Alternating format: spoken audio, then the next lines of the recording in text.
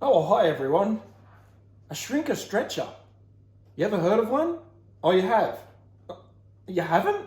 Yeah, well, neither have I. What is this witchcraft?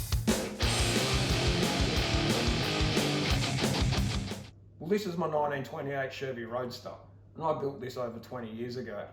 And if you needed to bend a piece of metal in the shape of the bottom of this screen, say, you would have to do what's called a pie cut. And that would consist of cutting it, bending it, welding it, and then grinding it, just to get a real simple shape. Well, a shrinker stretcher eliminates all of that.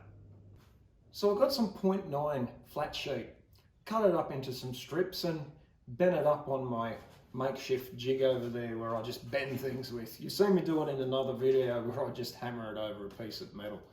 And then I went to my buddy's place, used his shrinker stretcher, and I made these. There's no joins in them, and it's a beautiful bent piece of metal. Not only that simple shape, but this shape as well. That's one piece of metal. There's even a curve this way. You might be asking, what do you need those for, Rob? Well, when I got this cow, there was just nothing underneath the screen. It was just non-existent, all rusted away, or it kind of looked like someone even had cut it off. So I needed to make the bottom section under there, and I'll show you in this video how I fix it. But besides all of that, what are these for? Well, I'll show you. Well, if you look at these doors, you can actually see right through here. And if I get this, you'll be able to see through there as well. That's because there's no ridge here. These cars back in the day had no rubbers, but I want a rubber on it. And what this is going to do is create a section so I can mount a piece of rubber to it. It's going to go across here, down here, and the other pieces are for this edge here. I'm not going to put them on in this video because these will have to go on at a much later date. When I bought this cow, it had no lip here to support the screen, and I'm planning on just gluing the screen in with a bit of Sikaflex. So I need to make a lip for here. And what I've gone and done is bent up a piece of metal and shaped it at a friend's place. And that's just going to go there, but I'm going to have to cut it down and weld it all in. With some simple vice grips just holding it in there, what I'll be able to do is mark it out from this side and just trim it down. Once it's trimmed down, I'll just weld right across this edge here. We're going to have a go at TIG welding again.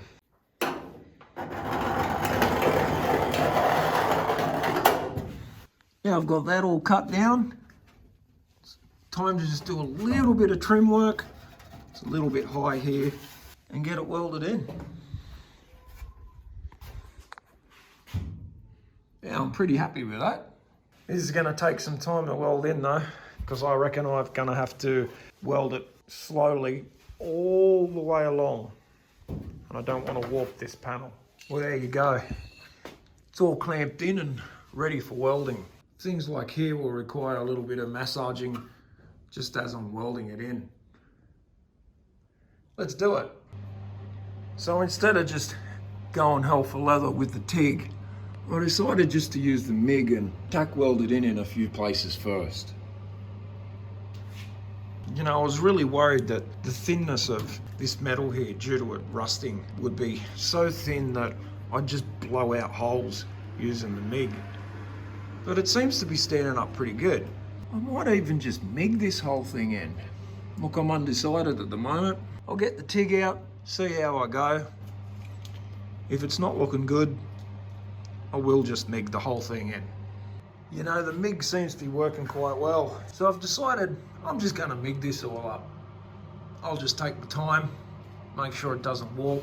You know, setting up the TIG sometime and sitting in this car and doing it all, that's all doable, but You know, this is doable too. Thank God this metal here isn't too thin. I mean, if it was too thin, yeah, I'd have to TIG it up. But this is working great. You know, after rubbing my hand over this panel, I'm feeling along here,